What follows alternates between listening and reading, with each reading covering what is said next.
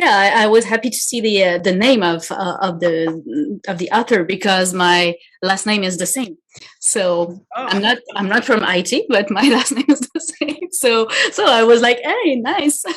yeah, that's cool. Frederic, I have a pretty different question that was asked by private message by somebody who's listening to us, Sure. who says that some people may argue that if manga does not originally come from Japan, it's not really manga. That's what the person said. So what asked. So what is your take on this? Yeah, so first of all, we've gotten that question many times. I'll say for that person and for anyone listening to it that those questions don't always come across, or always I think sometimes come across as genuine because sometimes it just seems to be more anti-diversity. Like, well, I was talking about this with someone the other day because Saturday has a strong relationship with the Japanese community. We're talking to a big company right now to Japan for some stuff that we hope to announce soon.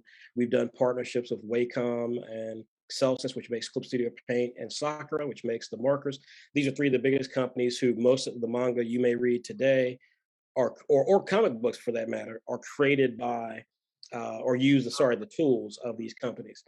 And so I say that, and so my point in saying that is that as a 48-year-old man who's been traveling around the world, been involved in business and entertainment for years, I've never heard someone Japanese make that comment. So again, like I don't know the sincerity of those comments sometimes because the Japanese never seem to have that issue. And we've talked to many Japanese, we do a lot of business with them.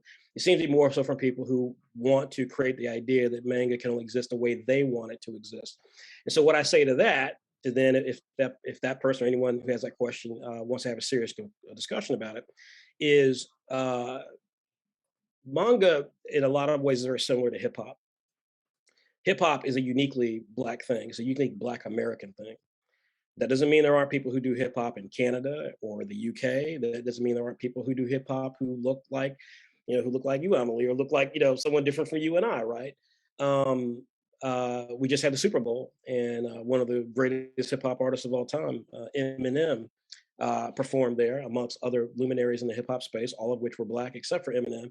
And I don't think anyone looks at Eminem and thinks that he's not hip hop. So again, I find the conversation to be a bit disingenuous because we find a way somehow to not have these concerns when we want it to fit the narrative that we want. At the end of the day, manga is just comics. That's really all it is. So people who've never been to Japan, as someone who has been to Japan, let me educate you. It's just comics. It's just comics. Again, the only people who ever seem to have an issue with it are people who don't actually live in Japan and are not actually Japanese. It's just comics. And so if you're going to have that discussion about, well, what is it actually if it's not featuring Asian characters? Well, then you perhaps should take that up with the Japanese because they would look at Iron Man or Spider-Man and just consider them American manga. And I've literally had that discussion with them. So that literally is true. But in terms of our approach to manga, I think at the end of the day, the biggest thing that motivates us is that number one, staying with the hip hop example for a moment. Mhm. Again, when you have creators who create content and are who create this, for example, say hip hop, and they're not a Black American. Um, the question always is, do they have success? Do they have fans? Do they have people in their country who love what they do and perceive them to be, massively influential in what they do? So Mhm. let's take your country, for example. You have an artist that is very famous around the world for doing hip hop. He did not fit the hip hop mantra 15 years ago. In fact, people made fun of him 15 years ago because his background is being an actor on a show called Degrassi Junior High.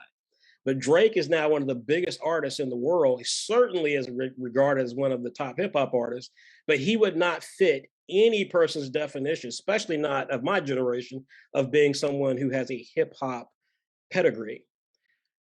But he made it his own. He made it work, and now no one questions it because he's been successful at it. And so I think that from that standpoint, again, when you look at the various countries where young people are making manga, and we certainly have seen it ourselves, they come to us all the time.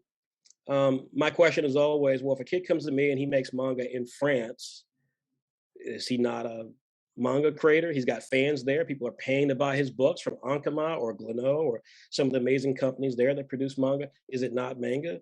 The answer is it's manga as far as they're concerned. It's manga as far as their fans are concerned. So yeah, again, I just think that it's a conversation I think is worth having if people want to have a real discussion about it. But when you hear from the people who actually do this stuff and who actually have spoken to the Japanese, it's never nearly the controversy that people would like for it to be. So we make manga. Bottom line. And it's people who don't fit in a certain category that make things progress in a way. Exactly. So yeah, so I really like your answer. And it's true also that in Japanese language, manga just means comic in a general meaning. So I remember I had one person write me, and of course, again, it was a young person who's not Asian or not Japanese, and they were just adamant. But another part I have this too, again, is I'm a 48-year-old man who's had a long corporate career in entertainment. I always do I have to laugh sometimes. I have a young person trying to school me as if somehow I'm the one who doesn't know this stuff. Like I'm the one who's never been educated or actually traveled or dealt with these people professionally.